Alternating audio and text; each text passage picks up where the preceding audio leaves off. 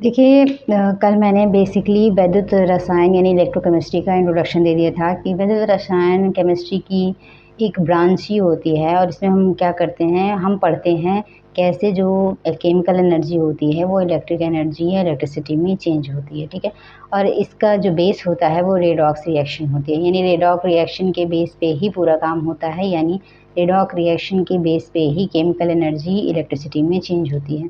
अब redox reaction क्या होती हैं? रेडॉक्स रिएक्शन ऐसे रिएक्शन को कहते हैं जिसमें ऑक्सीकरण और अपचयन दोनों साथ होते हैं। अब सबसे पहले जानते हैं ऑक्सीकरण क्या होता है। बेसिकली इसकी 3 डेफिनेशन होती हैं। जो बेस था यानी जब आपको स्टार्टिंग में 9th और 10th में पढ़ाया गया था, तो जब ऑक्सीजन जुड़ता है या हाइड्रोजन निकलता है तो उसको ऑक्सीकरण कहते हैं, ठीक है। और जो दूसरी हमारी डेफिनेशन होती है, जब इलेक्ट्रॉन डोनेट कोई तत्व इलेक्ट्रॉन डोनेट करता है तब उसका ऑक्सीकरण होता है। और जो इसकी तीसरी डेफिनेशन है वो होती है अगर ऑक्सीडेशन नंबर इंक्रीज़ करती है या बढ़ती है तो उसको ऑक्सीकरण कहते हैं, ठीक। यहाँ क्या हो रहा है, ऑक्सीजन तो है नहीं लेकिन यहाँ 2 स्टेजेस और लगती हैं कि एक तो इसने डोनेट किया इलेक्ट्रॉन को, ठीक। तो इलेक्ट्रॉन डोनेट कर रहा है तो इसका ऑक्सीकरण होगा। दूसरा ये होता है कि ऑक्सीडेशन नंबर इंक्रीज़ करती है, यहाँ कोई ऑक्सीडेशन नहीं है तो हम इसको 0 मानेंगे। यहाँ हो जाता है इसका +2, तो इसकी ऑक्सीडेशन नंबर 0 से +2 हो रही तो हम इसका क्या होगा, ऑक्सीकरण होगा। दूसरा डेफिनेशन अपचयन के बारे में बताते हैं कि अपचयन क्या होता है। देखिए अपचयन के लिए भी डेफिनेशन वैसे ही दी गई है, बस अपोजिट दी गई है।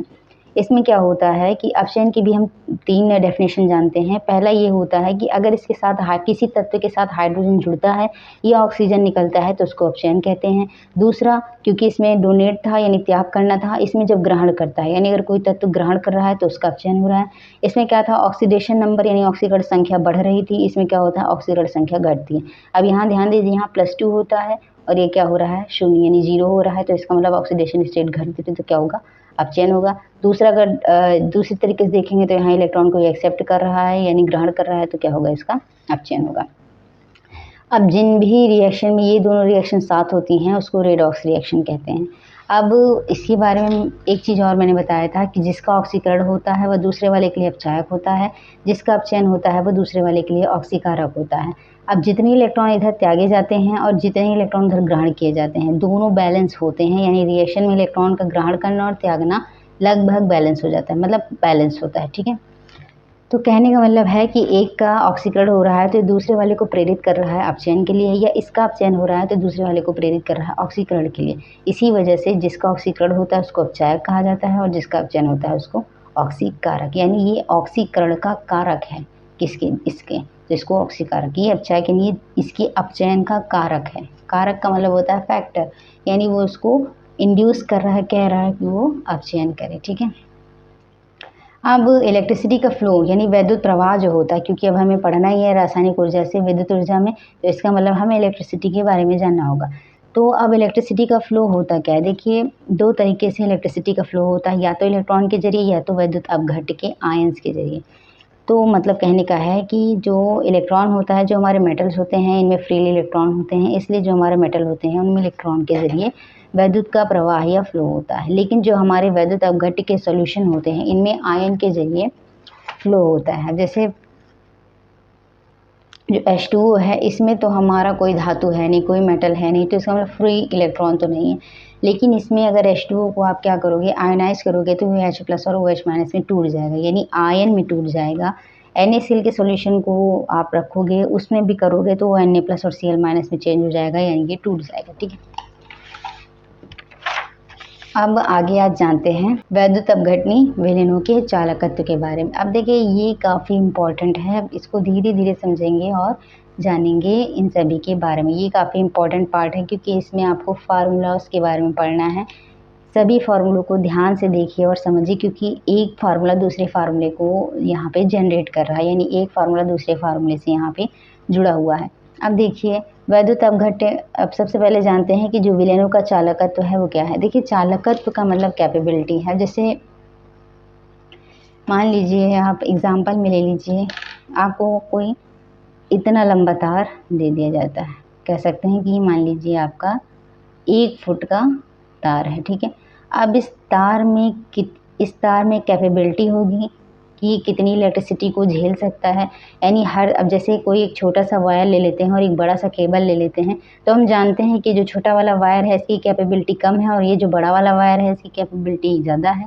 जो बैटरी वाले फैंस होते हैं आप उनको देखेंगे उनमें पतला सा तार लिया जाता है और वो उसको हैंडल कर ले जाते हैं। लेकिन अगर आप यही चीज़ इन्वर्टर की वायरिंग वगैरह में अगर आप लगा दोगे तो वो तुरंत क्या करता है, शॉर्ट सर्किट आ जाता है और वो जल जाता है ना।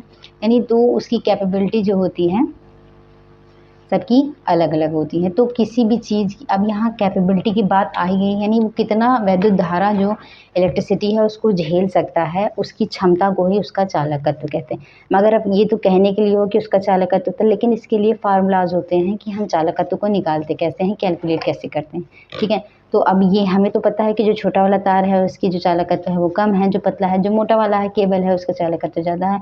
लेकिन अब ये हम लिख तो नहीं सकते हैं ना उसमें कि ये छोटा था वो मोटा था।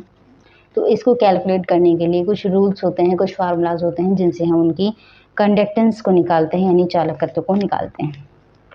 अब हम क्योंकि पढ़ेंगे वैद्युत अपघटनी सेलों के बारे में, इसलिए जो हमारा मेन टॉपिक होगा वो होगा वैद्युत अपघट्य के जो विलयन तैयार हुए। यानी मैंने जो पहला वाला बताया था कि दो चीज़ें होती हैं, एक इलेक्ट्रॉन होता है और वैद्युत अपघट्य होता है।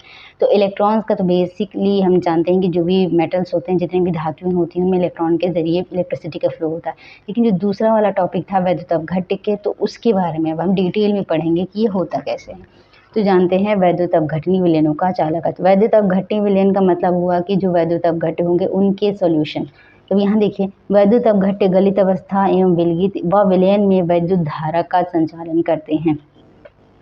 यानी कोई वैद्युत अपघट्य या तो वो गलित अवस्था में हो, विलगित अवस्था में हो, या फिर उसका विलयन हो। जैसे मान लीजिए NaCl है और उसको H2O में आप मिला दीजिए तो वो उसका विलयन हो गया, यानी वो NaCl यानी वैद्युत अपघट्य का विलयन हो गया। तो उसमें जो होता है वैद्युत धारा का संचालन होता है। वजह क्या होती है कि जो NaCl होता है वो Na+ और Cl- में टूट जाता है, इसलिए वो क्या होता है, वैद्युत धारा का प्रवाह करता है। ठीक है, अब क्या होता है, वैद्युत अपघट्यों में चालकता उनके वियोजन से उत्पन्न मुक्त आयन के कारण होती है। अभी जैसे मैंने बताया था कि जो NaCl होता है, ये यहाँ पहचान ही यही होती है कि वैद्युत अपघट्य उन्हीं सब्सटेंस को कहा जाता है जो आयन में बट जाते हैं। यानी अगर उनमें वैद्युत धारा का प्रवाह किया जाता है तो वो आयन में चेंज हो जाते हैं। तो यहाँ सेम वही हो रहा है कि NaCl के सोल्यूशन में जब वैद्युत धारा का प्रवाह किया जाता है तो वो Na+ और Cl- में टूट जाता है। सेम KCl में भी यही होता है, वो K+ और Cl, यानी ये दोनों ही क्या है, वैद्युत अपघट्य हैं। और सिर्फ ये वैद्युत अपघट्य ही नहीं बल्कि प्रबल वैद्युत अपघट्य हैं, यानी ये पूरी तरीके से टूट जाते हैं। यानी इनका अगर आप जैसे 1 ग्राम NaCl लोगे तो 1 ग्राम NaCl का 1 ग्राम NaCl पूरा टूट जाएगा, यानी पूरा आयनाइज हो जाएगा, उनका आयनीकरण हो जाएगा। ठीक है, तो ये जो जितने भी वैद्युत अपघट्य के जो विलयन होते हैं उनमें जो इलेक्ट्रिसिटी का फ्लो होता है ये इन आयनों की वजह से होता है। एक हमारा पॉजिटिव है और एक नेगेटिव, यही दोनों क्या करते हैं, इलेक्ट्रिसिटी का फ्लो करवाते हैं। ये एक इलेक्ट्रॉन डोनेट कर रहा है और एक इलेक्ट्रॉन ग्रांट कर रहा है, तो इलेक्ट्रॉन का इधर से उधर हो रहा है। लेकिन बेसिकली ये फ्रीली आयंस होते हैं, इसी वजह से इनको डायरेक्ट नहीं कहा जाता है, ये सिर्फ कहा जाता है कि ये आयंस की वजह से इनमें फ्लो होता है। ठीक है, अब देखिए वैद्युत अपघट्य के विलयन धात्विक चालकों के सदृश ओम नियम का पालन करते हैं। ओम का नियम होता है E = IR। ठीक है, E = IR, ये ओम का रूल होता है। यहाँ पे I = ER लिया, मतलब कि जो अगर आप इसको ऐसे करोगे आगे बांट दोगे, E = IR होता है, I को इधर रोके क्या हो गया, E/R। तो ओम का जो नियम होता है वैद्युत अपघट्य के विलयन भी धात्विक चालकों की तरह इसी को फॉलो करते हैं। अब यहाँ इसमें मेन क्या होता है, इसमें जो हमारा मेन टर्म है वो है रेसिस्टेंस और इलेक्ट्रिसिटी। ये है हमारी वैद्युत धारा और ये है हमारी रेसिस्टिविटी यानी प्रतिरोध। अब प्रतिरोध का मतलब होता है रुकाव, यानी वो रोकता है, विरोध करता है इलेक्ट्रिसिटी के फ्लो होने का। जितने भी चालक होते हैं उनमें एक प्रतिरोधकता हो, प्रतिरोध वो होता ही होता है कि वो विरोध करते हैं कि इलेक्ट्रिसिटी का फ्लो ना हो। लेकिन ऐसा नहीं होता है, जब अगर इलेक्ट्रिसिटी कमज़ोर है तो वो क्या होगा, प्रतिरोध उसका ज़्यादा है, तो इसका मतलब इलेक्ट्रिसिटी का फ्लो ईजिली नहीं होगा। ठीक है, यानी जो बहुत से जिनकी प्रतिरोधकता ज़्यादा होती है उनमें इलेक्ट्रिसिटी का फ्लो नहीं होता है। ठीक है, अब इसमें कुछ और चीज़ें समझ लेते हैं। तो अब देखिए क्या होता है कि वैद्युत धारा I प्रतिरोध के व्युत्क्रमानुपाती होता है। अब बिल्कुल ऐसे ही समझिए कि अगर मान लीजिए आप कोई तार ले लेते हैं, जैसे अभी कोई तार ले लेते हैं, अगर आपको इसमें इसमें कुछ प्रतिरोधकता है, यानी अगर आप इलेक्ट्रिसिटी का फ्लो इसमें कराओगे तो इसमें इसके अंदर नेचुरली कुछ प्रतिरोधकता होगी, कुछ आर होगा यानी प्रतिरोध होगा जो इस इलेक्ट्रिसिटी के फ्लो को रोकेगा कि नहीं रहने दो, तुम मत आओ, तुमको कोई ज़रूरत नहीं है। तो वो जो इलेक्ट्रिसिटी होती है वो उसका इसका विरोध ये प्रतिरोध करता है। अब कम होता है तो इलेक्ट्रिसिटी फ़्लो कर जाती है, ज़्यादा होता है तो इलेक्ट्रिसिटी फ़्लो नहीं कर पाती है। यानी ऐसे सब्सटेंस जिनमें रेजिस्टेंस बहुत ज़्यादा होता है, रेसिस्टिविटी बहुत ज़्यादा होती है, वो फ़्लो नहीं कर पाते हैं, ठीक है।